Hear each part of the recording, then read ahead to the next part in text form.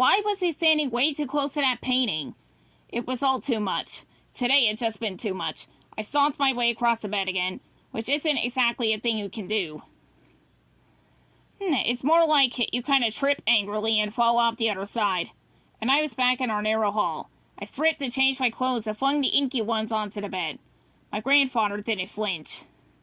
He just stared. It kept staring. Chapter 6. Working at the studio was not at all what I thought it was going to be. I mean, it wasn't bad. Anything was better than being a delivery guy for Mr. Schwartz, outside in the heat of a New York summer. That being said, I'm not so sure I would have chosen being a delivery boy inside in the heat of a New York summer either. Especially in a stuffy, airless animation studio. That's not to say that there weren't some advantages. Watching the artists at work was a huge one, of course. When they let me, Jacob always allowed me to glance over his shoulder a bit. But Richie? Nah, he hid his work from me like he was writing secret messages to the Allies during the war. Also, honestly, being able to tell people from the neighborhood I was working uptown for Joey Drew Studios was pretty great too. They were impressed. They were jealous. And the folks I met at work were pretty swell too. Most of them, Miss Lambert, who ran the art department, was a bit severe, and sometimes frustrated me when she told me, to sit down at my desk. To stop hovering all the time. She also wore men's suits, which I found fascinating and definitely an inspiration for some kind of character. I figured I would create. Someday when she finally allowed me to draw, which could have come soon enough. I wanted to learn. I wanted to be part of the group. Then there was the rest of the team. Richie, Dave, and Jacob, who I had met that first date.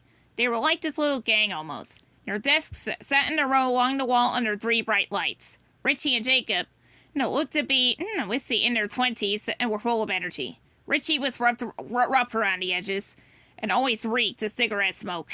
The tips of his fingers were even yellow, which I learned when he passed some new sketches.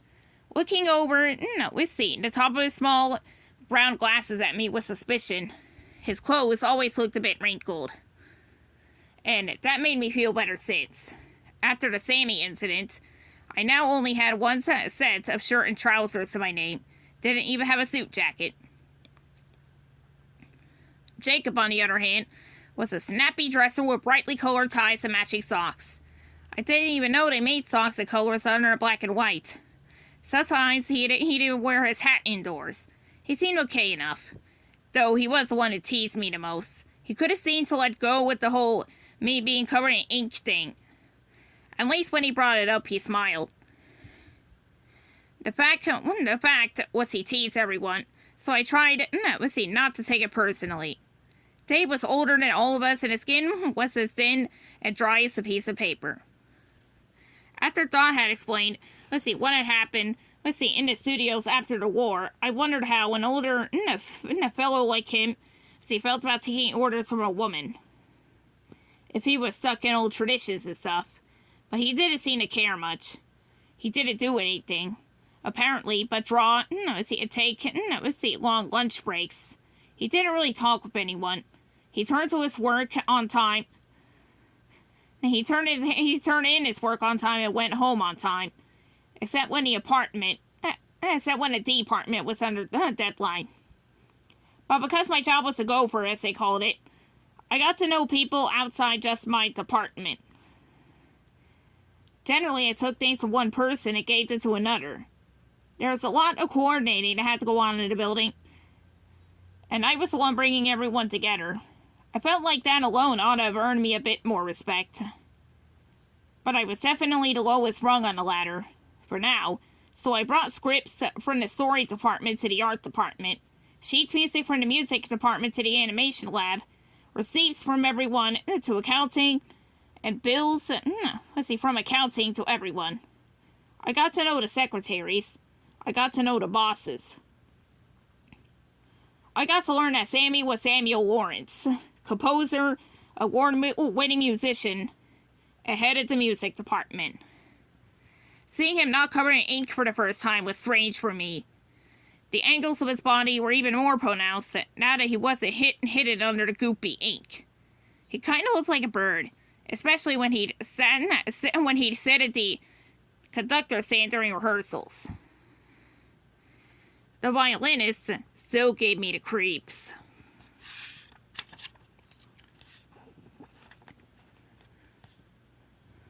I got to know Norman Polk, the guy who led me upstairs during the blackout, though he had no interest in getting to know me. He ran the projector, which I learned happened when they need to sync up sound with a moving image.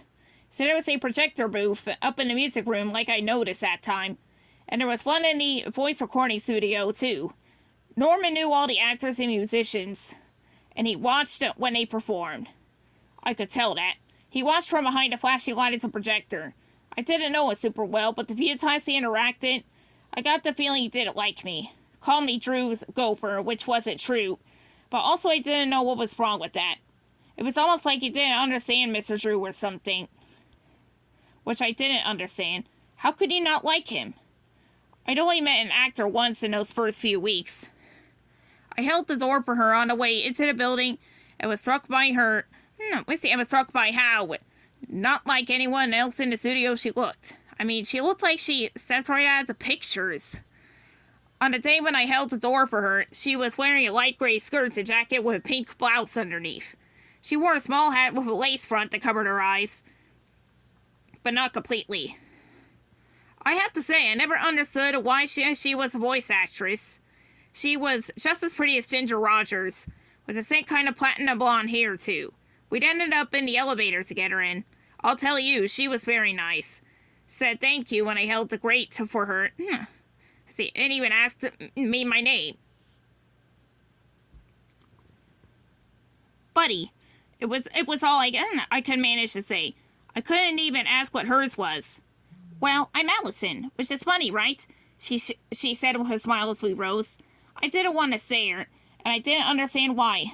Allison was funny, so I just shifted from foot to foot on the floor of the elevator. Because of Alice. Allison? Alice. It's so close, see? I could tell she was looking at me. She wanted me to find it funny and clever. Come on, Bunny, come on. Oh, you're the voice of Alice Angel, I said loudly as the elevator landed on my floor. Allison laughed. Yes. Well, it looks like this is your stop. Nice to meet you, Buddy. She took out her small gloved hand, and I took it quickly in my sweaty one. Shook once, and practically ran out of the elevator into the art department. Hadn't seen her since, and honestly, I was relieved by that. I did get to see Dot more often. Ever since our strange adventure, she decided we were friends. While I still didn't exactly get why she decided that, I didn't mind it either. It was nice when she sought me out at lunch, or showed me a new script she was working on and explained it to me, instead of just handing it to me and ignoring me like the other writers did. Maybe it was because we were close to the same age. Maybe it was because even though she got to actually write to us at a gopher like me, it still seemed like she was getting the grunt work. At the story department, it was on the lowest rung like I was. She mostly corrected spelling and grammar for what I could tell, but then at lunch, she'd sit at my desk in the dark corner of the art department as the pipes overhead made their grunts and groans. And tell me all about different bendy stories that she'd come up with. I got a great one with him as a cowboy, she said, biting into her sandwich. I like cowboys, I replied. Maybe it was just my gut instinct about me that made us friends. I didn't really care. It was nice to have a pal. The one person I didn't see, however, not once the whole time, was Mr. Drew. I understood he was busy. He was in charge of the whole thing. I hadn't expected that he would come and check on me in person, or invite me to lunch, or anything like that. But I did think that maybe, I don't know, maybe he'd want to follow up at least once after hiring me. Maybe I'd just been imagining things like I did, but I really thought he'd liked me. And that's Mr. Drew, Dot said.